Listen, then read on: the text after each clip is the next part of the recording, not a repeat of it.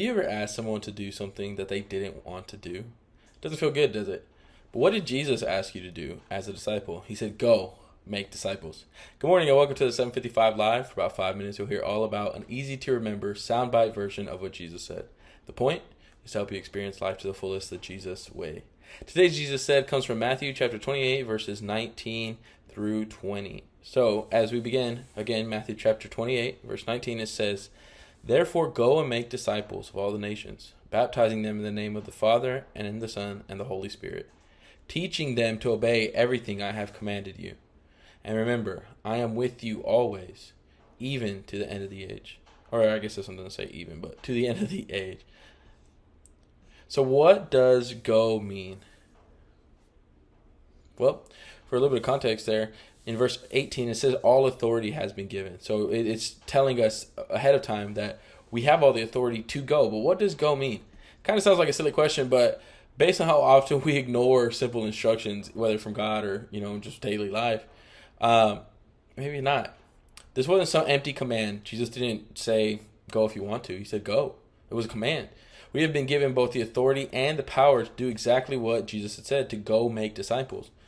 And after, this crazy study that we've done, we've realized that go doesn't actually mean don't go, as we tend to live our lives like. It means go. So how do we actually obey this clear command? Somehow it seems to have become optional as part of following Jesus. It doesn't seem to be that anyone looks at it as an actual command or something that has to be done. Maybe it's because we've wiped out what a disciple really is. We don't know what it means. Jesus made disciples. And what did those disciples do? They obeyed his commands and they went and made more disciples. I think of when Jesus sent them out 2 by 2 to go into the neighborhoods and just to speak to the people. This is what disciples did. They went out and they went and made more disciples. So again, what is a disciple? We have evidence in Acts 2 as the Lord added to church daily. It was, again, people were getting added because people were going out and reaching more people. So a disciple really is somebody who does what Jesus said to do. But it's not about these great numbers or how many, thousands of people you can bring in like they did in those first days. It's about going out and making a disciple, creating those relationships with people to where they can come to know Jesus. Because Jesus didn't disciple the crowd. Thousands showed up for the miracles and the free food and the great stories, but that's not who he poured the truth of God's kingdom into. No, he did that with a dozen ordinary men that would end up actually changing the world. He did life with them, and they learned what to do. And that's how they learned to do what he did.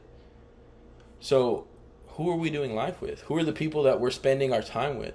Who are the people that we're making disciples with? So, this isn't, again, the crowd, but it's who are we actively going to daily to create relationship with so they can be a disciple maker. Because a disciple really is a disciple maker.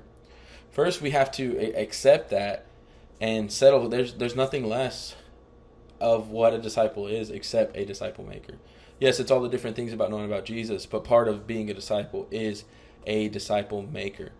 Jesus didn't say to plant churches. He didn't say to build buildings. He didn't say to form organizations, change politics. None of those things are bad, but are we making disciple makers? Are we making disciples who are going to go out and make more disciples? So if Jesus said, go make pepperoni pizza, and he told us exactly how to do that, what if we spent all of our time analyzing the recipe and trying to make it easier to follow? What if we made chicken Alfredo pizza because it was more popular? What if you built pizza places where no one ever really made pizza but just collected all the supplies in the recipe? You kind of think about that. It's kind of what we've done. And Jesus said, make pepperoni pizza. That's what we should be making. And it would be easy to see if we were actually doing it or not. So as such, Jesus said to go make disciples. So we should be seeing disciples being made who are making more disciples, who are making more disciples. So in such, how can you put that into action today? How can you be a disciple maker? Who in your life can you reach out to and show them what it is to be a disciple so they can become a disciple, so they can show other people to become disciples, and we can see this command of Jesus is being followed through in our lives and in his body. So again, Jesus said, go make disciples of all the nations. And the proof is going to be, are we making disciple makers? Not this church and this idea of making a huge crowd or creating this place where everybody wants to be. No, are you actually going out and making disciples, as Jesus said? So for us, it starts with go. So go make that disciple today and teach them to follow Jesus, so that way they can show that to somebody else.